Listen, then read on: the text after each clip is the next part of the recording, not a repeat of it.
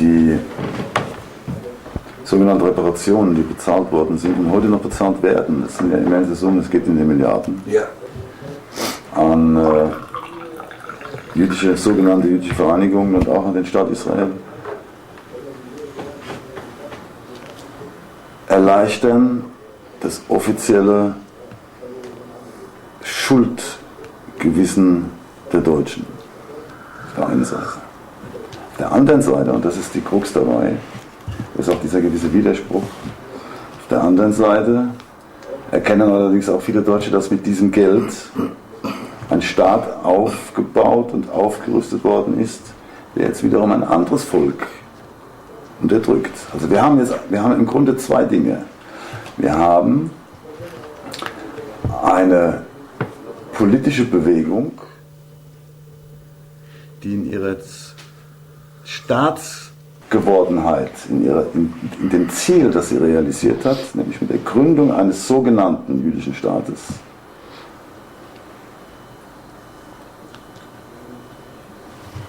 haben jene es erreicht, eine Unmenge Geld aufgrund jüdischer Opfer aus Deutschland herauszunehmen, von Deutschland zu erhalten, zu bekommen. Dieses Geld ist in seinem größten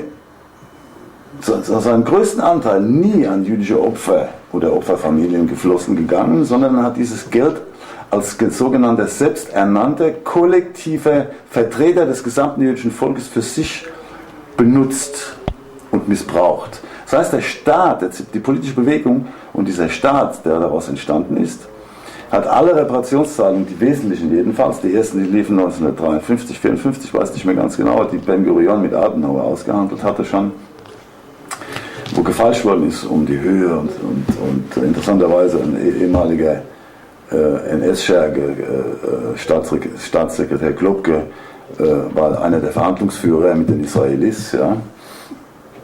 Und der Vertraute von Adenauer zu jener Zeit. Und da beginnt schon der Missbrauch nicht nur der jüdischen Religion, sondern der Missbrauch des jüdischen Volkes im Ganzen. Und der jüdischen Opfer. Und davon rede ich, vor allem von den jüdischen Opfern. Weil man auf ihrem Rücken erstens einmal einen Staat aufgebaut hat und zweitens auch noch das Geld benutzt hat, das ihnen, wenn man so will, also man kann Tod nicht mit Geld entschädigen, aber das ist die einzigste Möglichkeit heutzutage, die man hat, um eine Entschädigung zu machen. Aber man hat dieses Geld dann auch noch benutzt, im Namen dieser Opfer dann andere Opfer zu kreieren. Das heißt, es ist eine doppelte Belastung, unter dem eigentlich Deutschland zu leiden hat. Nur das erkennt die deutsche Politik nicht. Die deutsche Politik erkennt, jedenfalls offiziell nicht, dass erstens einmal die sich selbst nach dem Krieg hineingesprungen sind in dieses Vakuum aufgrund dessen, dass es ja keine jüdischen Vertretungen mehr gab, die waren ja alle verschwunden, ausgerottet, vertilgt oder vertrieben, dass da schon der erste Missbrauch anfängt. Der zweite Missbrauch anfängt damit, dass die Zionisten behauptet haben, sie wären die Repräsentanten des jüdischen Volkes, was sie bis heute ja tun. Und der dritte Missbrauch der Gipfelpunkt dieser ganzen Sache ist der, dass dieses Geld dann noch, diese Reparationszahlung oder auch die ersten Waffenkäufe, die es gab, die ersten Waffen, die zur Haganah, zur Palmach geflossen sind, kamen aus Deutschland, es waren deutsche Waffen.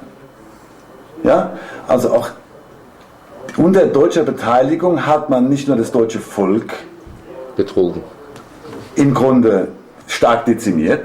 Nicht nur unter deutscher Beteiligung hat der Holocaust stattgefunden, sondern unter deutscher Beteiligung hat man das jüdische Volk auch noch betrogen. Unter deutscher Beteiligung hat man den Zionismus aufgebaut, hat den Staat und den zionistischen Staat unter deutscher Beteiligung aufgebaut und unter deutscher Beteiligung unterdrückt man das palästinensische Volk. Das ist ein Irrsinn. Es ist eine Zunahme, wenn man so will, wenn man es also unter der Logik der Schuld betrachtet, dann ist es eine Zunahme von Schuld und nicht keine Abnahme. Das ist keine Schuldtilgung. Eben, das ist eine Schuldvermehrung.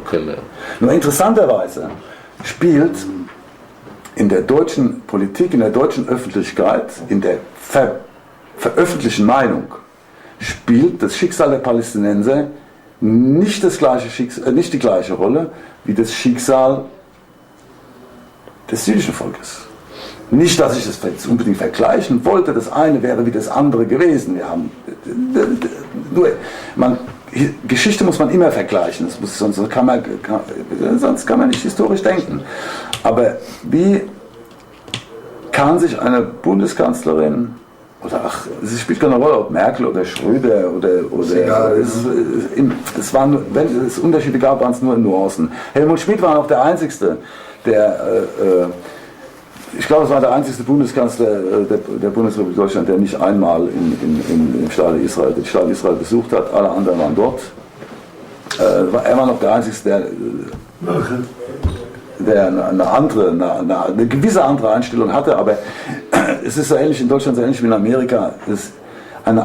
Selbst wenn ein Politiker eine andere Einstellung hätte, er kann sie auf lange Sicht nicht durchhalten und nicht realisieren und nicht umsetzen. Das ist das Problem, weil es wird bei allem, es geht ja selbst uns, wie wir hier an diesem Tisch sitzen, so, dass wir in der zionistisch veröffentlichten Meinung werden wir als Juden, als fromme Juden hingestellt, als wären wir Antisemiten.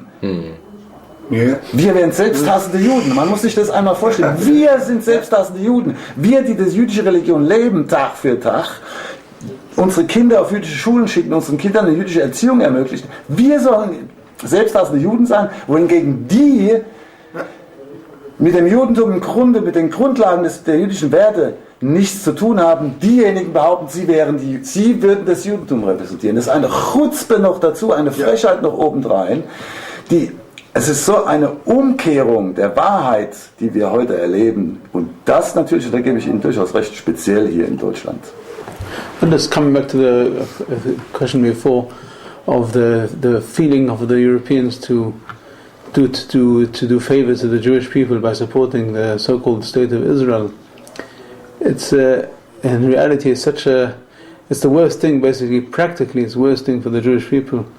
The whole state was founded with obviously with the dispossession of the Palestinians, but it was founded with such cruelty against the Jewish people, and they brainwashed and brought the whole Jewish people into this climate of war and terror, and the Jewish, basically since the Second World War, it's the only place in the world where Jews are being killed, and it's not for no good reason, for a reason which has no credibility to it, and not because they're Jews, but because they're occupiers.